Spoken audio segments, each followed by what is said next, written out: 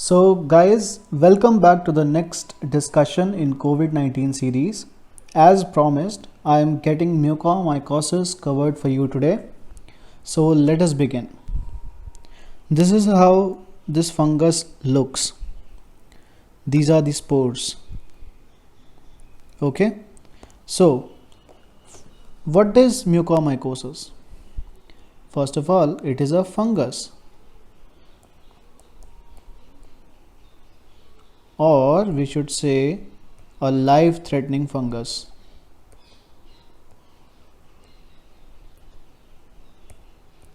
Okay, so it is also known as, the disease is also known as zygomycosis, caused by Mucormycetes.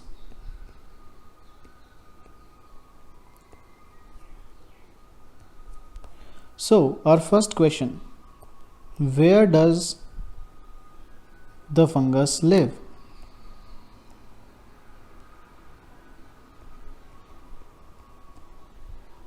Any answers? They live throughout the environment.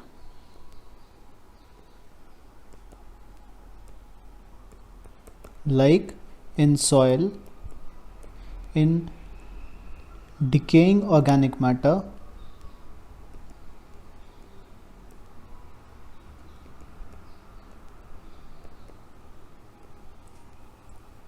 in leaves, in compost, in rotten wood.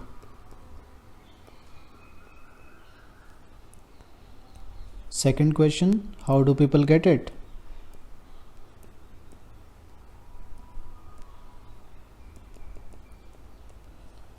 This is the most important question. How do we get it? So basically we get it by inhaling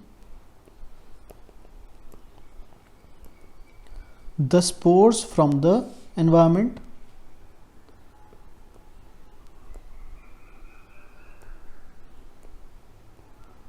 Okay, so basically the virus is the fungus, it is present everywhere in the environment. So basically the fungus, it is present everywhere in the environment. Okay, so whenever a person goes near the place where the fungus is growing, like in old buildings or garden, so first of all, how can we get it? By inhaling the spores. Second, it also gets into the skin. How does it get into the skin?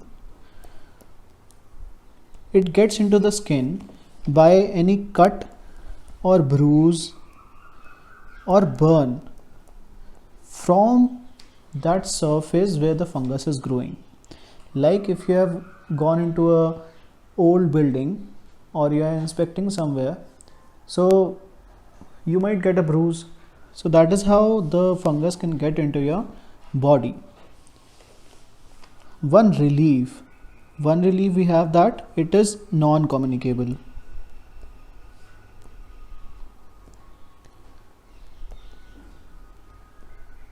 Okay, so one person doesn't spread it to the others. So that is one relief we have.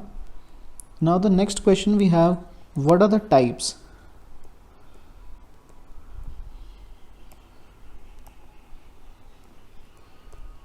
Okay, so we have various types. First, it is rhinocerebral. What does it mean? It is present in the sinuses and brain.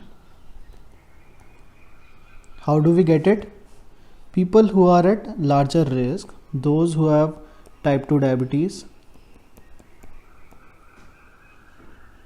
like kidney transplant,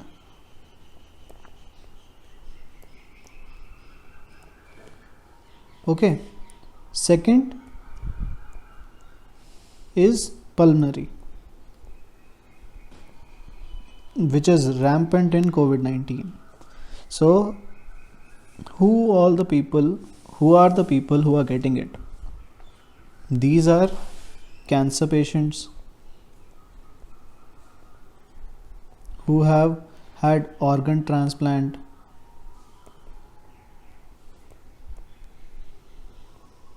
and those who have decreased immunity due to any cause.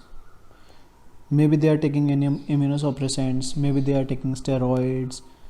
Okay, so these days how we are getting it is we are taking steroids to treat the COVID-19 disease, and that is how we are getting the pulmonary mucormycosis more commonly these days.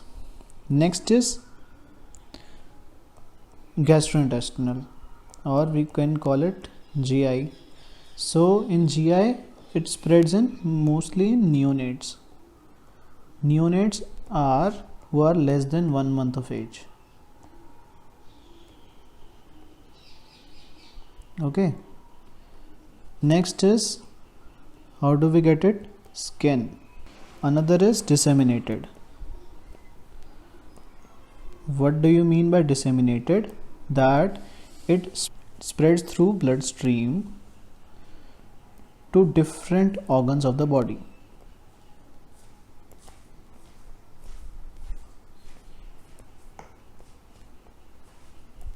Okay, so how does it look into the X-ray? This we can see is a fungus ball. Can you appreciate this here? This is the fungus ball. Okay, now what are the types of fungi?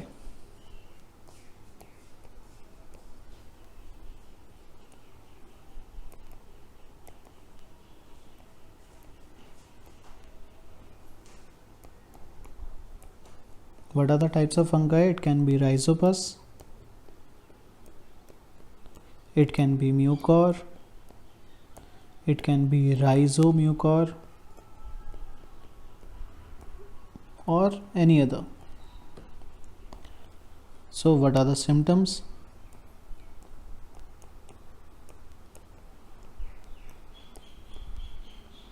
Basically it depends upon what type of organ it has infected. So if it is infecting the rhinocerebral, it has different symptoms. If it is infecting the lung, it has different symptoms. It is infecting the GI or skin, or it is disseminated. So all the organ systems, they have different symptoms. So we can discuss one by one. Like first is the rhinocerebral, that is the sinuses and the brain. The symptoms we can have is one-sided facial swelling.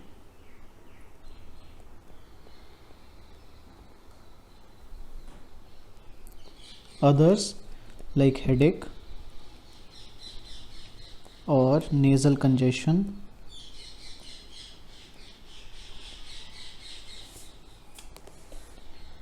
Some people can have black lesion on nasal bridge, like this is your nose, like somewhat nose, they can have a black lesion on the nasal bridge. Okay, some people can have black lesion inside the mouth.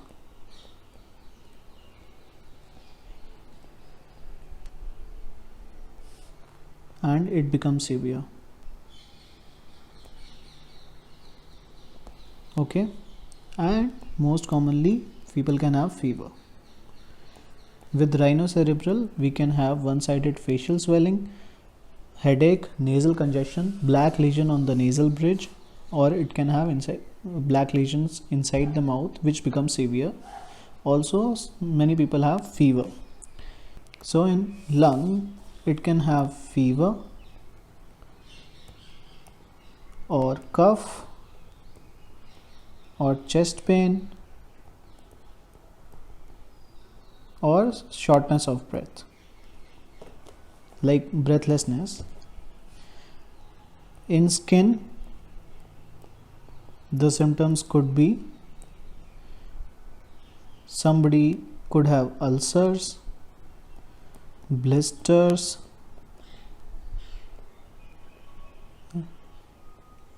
which are black. People can have pain, warm sensation, redness, swelling, everything can be there around the wound. So if this is the wound, like the fungal wound is there, they can have redness or swelling, edema, pain, warm, okay, anything can be there. Then next are the GI symptoms. In the GI symptoms, the patients can have abdominal pain, they can have nausea, they can have vomiting, they can have even bleeding. Okay, so our next question is, how do we diagnose it?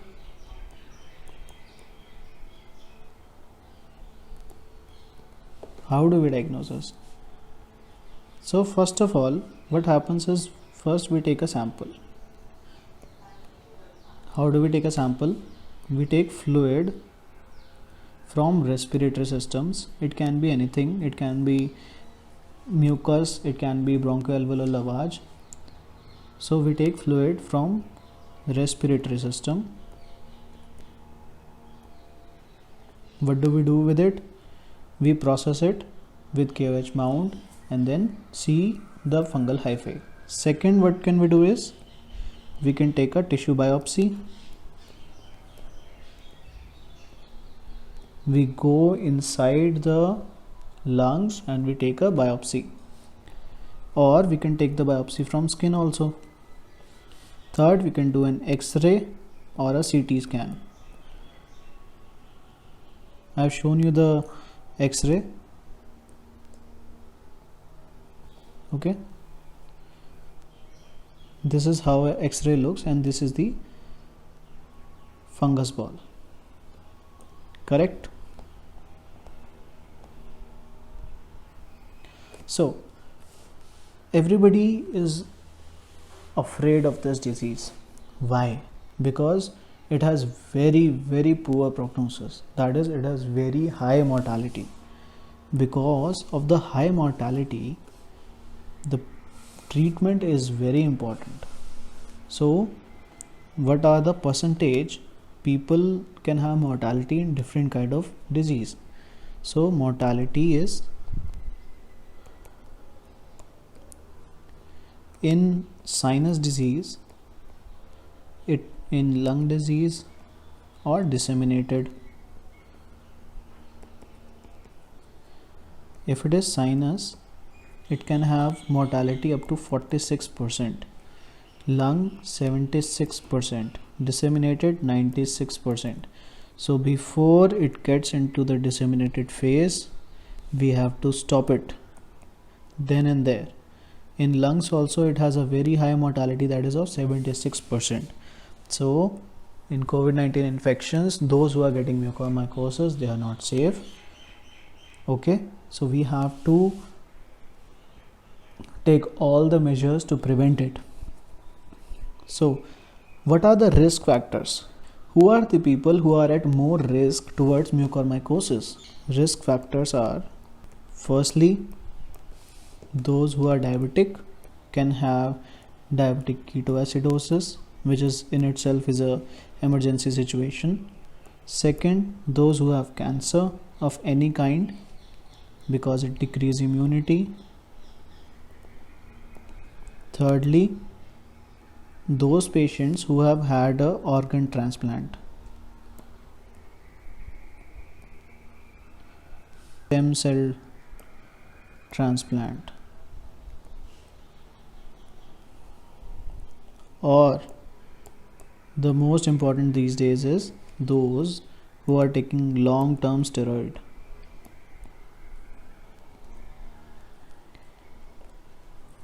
So this is a case in these days, like in so many cases people are taking the steroids themselves. In mild COVID-19 disease, there is no role of steroids. Still people are taking it. I don't know why. They are not consulting their physicians, and in some cases the Other people who can get it is who are IV drug users, people who have iron overload, like in diseases like hemochromatosis,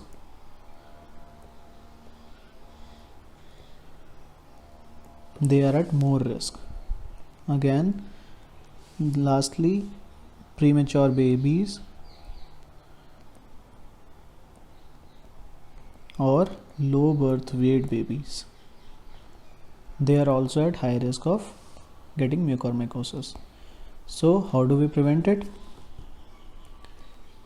So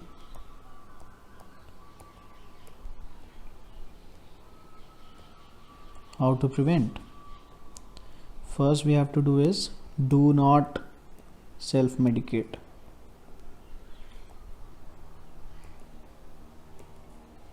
Second, wear your mask properly so that you don't inhale the spores. Another thing, how should a mask be worn? You should buy 2 N95 masks. Okay, wear the first mask on day 1, keep it in sunlight, and wear the second mask on day 2. Okay, then repeat the first mask on day 3 and second mask on day 4. If you are wearing any cloth mask, then wash the mask every day. You should not reuse it, because what is happening is fungus, it is getting a moisture environment from your mask. The mask, it gets soiled and you are wearing it every day, so the fungus, it gets onto the mask and then you are inhaling the same air. Okay, so what you have to do is you have to get 2 masks, wear first on day 1, then just like that, second on day 2, and then repeat. Okay, thirdly, what we can do is we can avoid going near the construction sites, or if you are gardening, then wear long boots. Okay, so how can we treat it? For treatment, we have few drugs. Recently, we are seeing a surge in mucormycosis and we are not able to get these antifungals, but still we have to know them. First is amphotericin B. It can only be given IV. Second is posaconazole.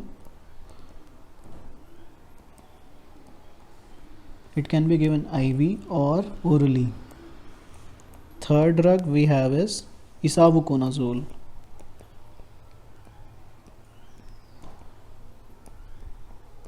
And it can also be given IV and peroral. Lastly, what we have to do is we have to do surgery. We have to take out the fungus surgically. Only then the treatment is complete. Okay, so because of the ongoing pandemic, we not only need to know it for treating the patients, but also it forms a very important part in terms of your entrance examinations ahead.